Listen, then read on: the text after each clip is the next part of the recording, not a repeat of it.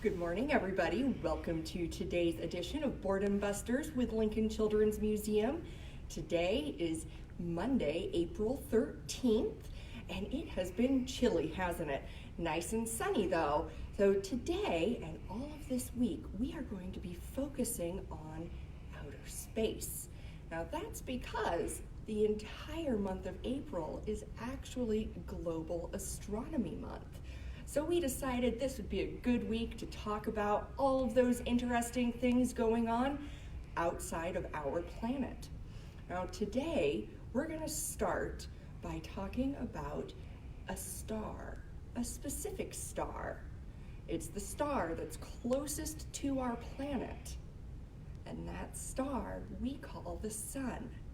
We'll focus on stars in general a little bit more later on this week, but today, we're just going to talk about our sun. So think about our sun. What does our sun do for us?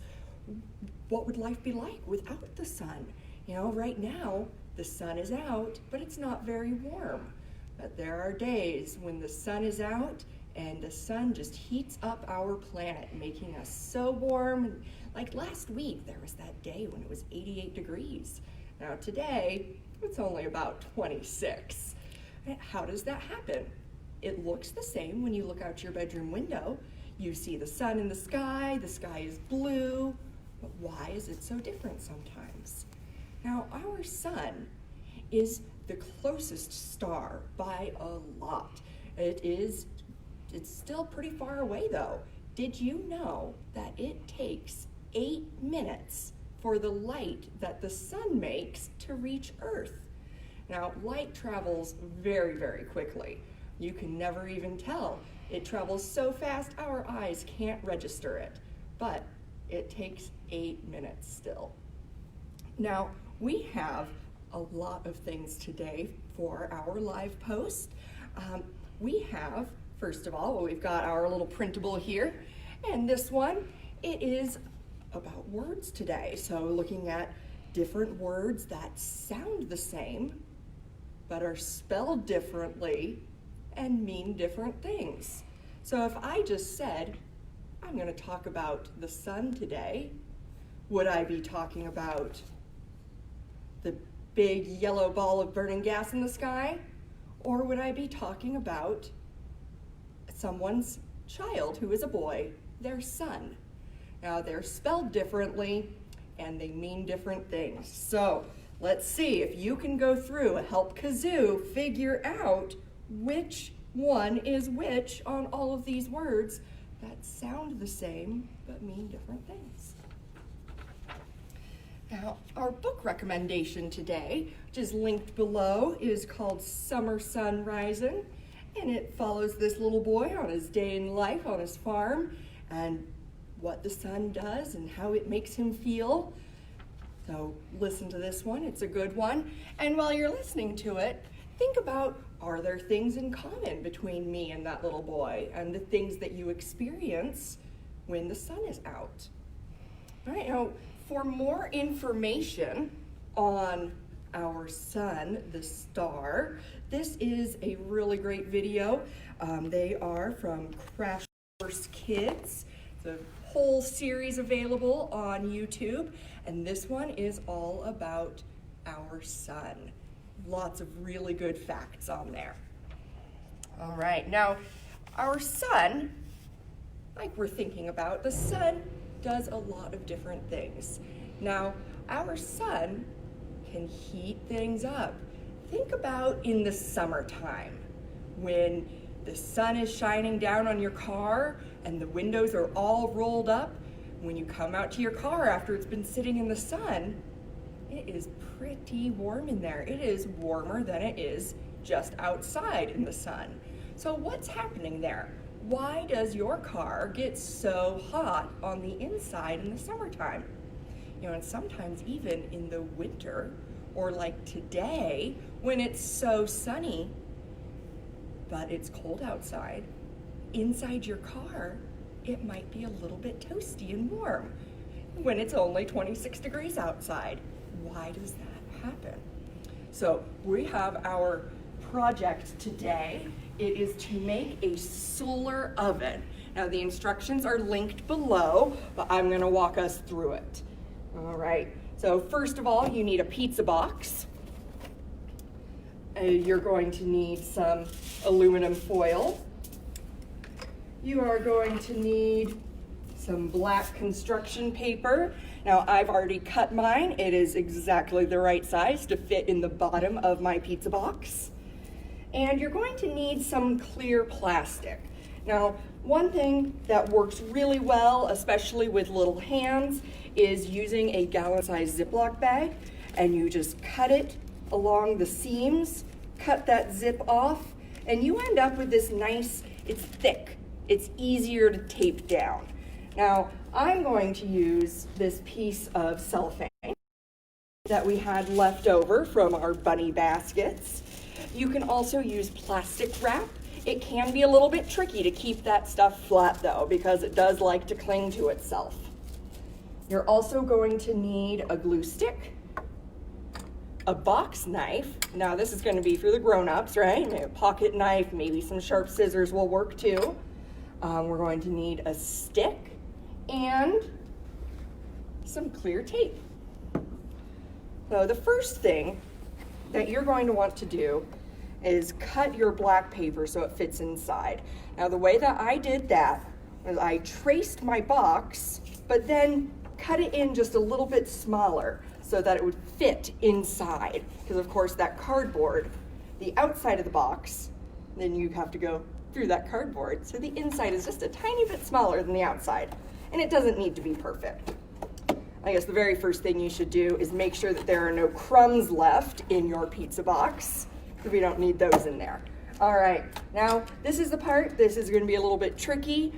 Using the box knife or pocket knife or whatever you're going to be using, you need to cut around the lid to leave about an inch on each side.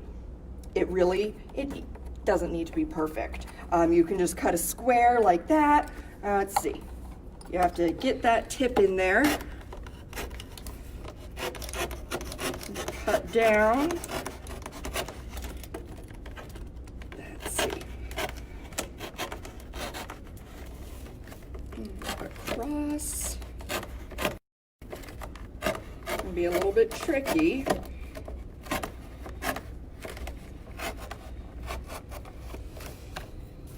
Let's see.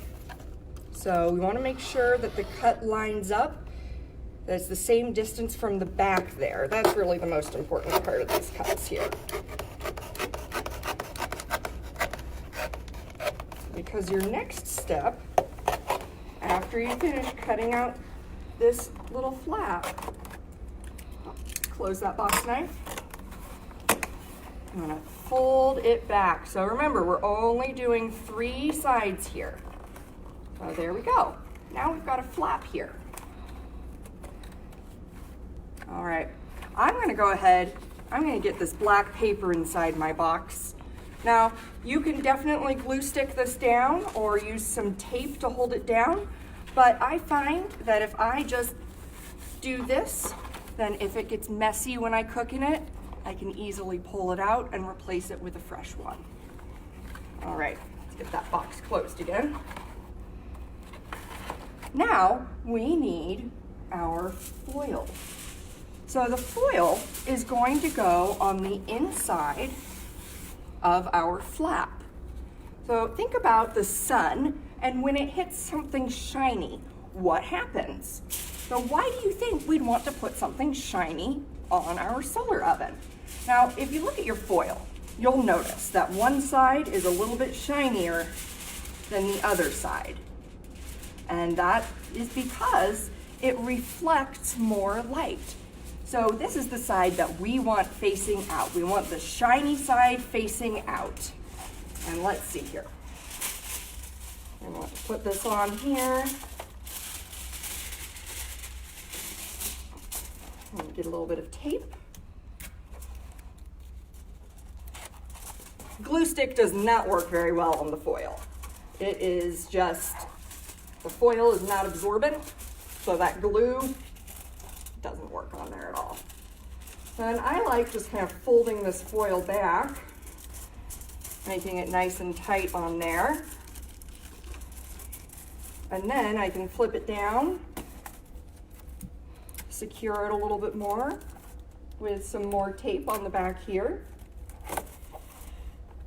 All right, now let's do one more piece. Now, this next step I feel like is one of the trickiest, and that is getting that clear plastic where it needs to be.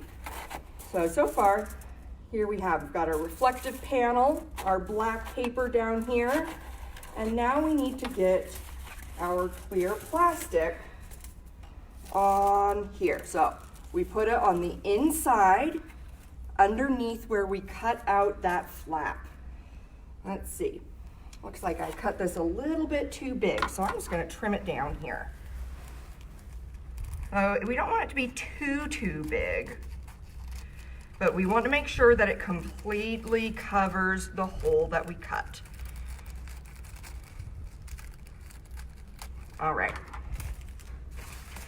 So with this piece, or with the foil, we could just use a little tiny bit of tape here and there, but on this one, we really want to completely tape down all of the edges. Now, it might seem like that's a lot of tape, but really your results will be much better, because as you do this, as you tape down that plastic, you're creating a seal. Creating a seal between the plastic and the box so that any heat that starts to accumulate inside the box does not have a way to escape. All right.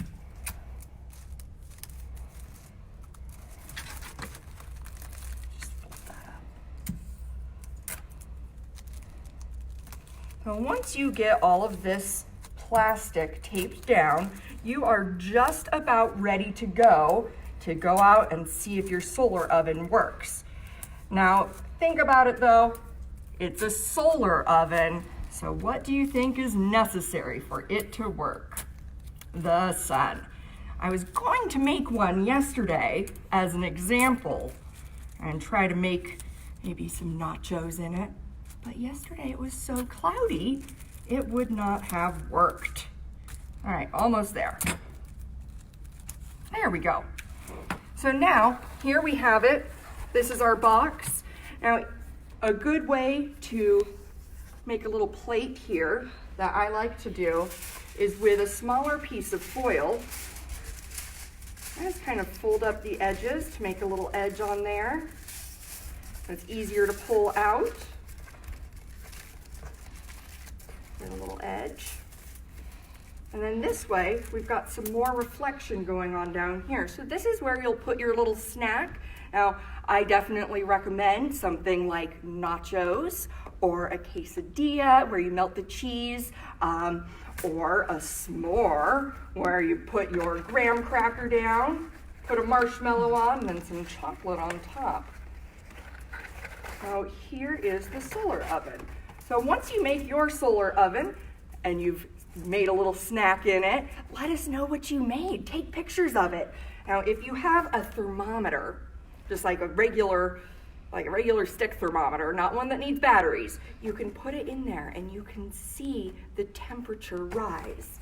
Now, I drew a little picture here so I can explain what's going on. So here's the sun up in the corner, and here is our pizza box oven. So when the sun shines, those rays of sunlight come down, they hit the foil, and then they bounce off into the oven. Now, since we put that plastic on there, that's kind of like our car windows. So the light bounces back up, but it hits that plastic wrap, so then it bounces back. And then it just starts to heat up in there, because every little bit of sun is going to do that. and it will slowly heat up in there. It does take a little bit longer for your oven to heat up than, the oven in your actual kitchen. And it will only probably get to about 200 degrees. So we definitely do not recommend trying to cook meat in there, or something that needs to be cooked and cannot be eaten raw. But something like melting cheese or melting chocolate, that's a really fun way to do it. All right, now I'm going to test this one out when it gets just a little bit warmer out. I might even test it out today though, since it is so sunny. Now, best times to use it are between 11 a.m. and 2 p.m. when there is the most sun. Now, if your box didn't stay open as nicely as mine did, you might need a stick. You can poke a little hole up here and down here to hold that lid open. And you definitely want it to be open enough so that the sunlight can hit the foil, bounce down into the box, and warm up the inside of that oven. You can experiment. Does it work better when this is up here, down here? What's the angle that works best? All right, now let's see. We have over here a craft for today, and there are a lot of different ways to do this fun craft. It's the sun, since that's what we're learning about today, and it uses a paper plate. So you can do half a paper plate, you can do a whole paper plate with the little corners cut out. Now I'm going to do a half a paper plate, and with this, what I'll do here, I'm going to start by coloring it yellow, because that's the color that our sun looks to us. And our sun looks yellow because of the fusion that's going on inside of it. Did you know that some stars look more red? Some stars even look a little bit blue or white, and some stars really don't emit very much light at all. Now, our sun it's a small to medium-sized star. I know it seems really, really big to us, but it's actually just a smallish star in general when you think about all the different stars in the universe. So here's our sun, colored it yellow there. And I have all of these little strips of crepe paper, and I got a little bit carried away with all of my color choices here, so I have to overlap them. I wanted to have a really beautiful rainbow coming off the bottom of my sunshine. This is just crepe paper streamers. Now, of course, if you don't have crepe paper streamers, you can use tissue paper or really anything that might float a little bit. If you use something along the lines of construction paper, it just won't be as flowy. Oh, let's see if I can get that purple on here too. All right, so this is just the beginning here. I need to put my rays of sunlight on there. So grab my tape. And I just cut a bunch of little triangles out of yellow and red. You could use all yellow, all red, you could do orange. These are just the colors that I found. And you just put these around the outside of your sunshine. I'm going to alternate colors here for variety. And you can do so many different things with these paper plate sunshines. Now, you can draw a little silly face on it. Sometimes we like to draw the sun with a pair of sunglasses on. Do a rainbow, do whatever you'd like. And when you finish it, you can hang it up in your window, so even on those dark days, you can still see the sun. All right. Well, I think I'm going to just show you how this looks with the sun rays half done on here. But there we go. And you can add a little, so I'm going to add a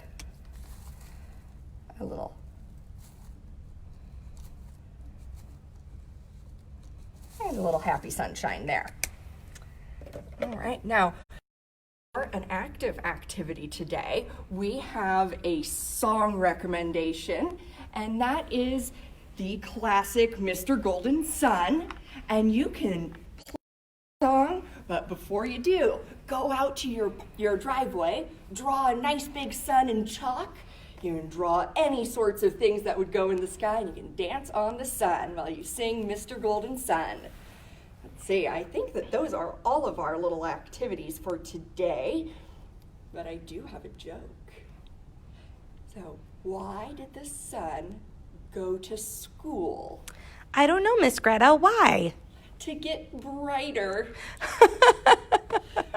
All right, well, thank you so much for joining me today. Let us know what you make in your solar ovens, and tomorrow join me for some more astronomy.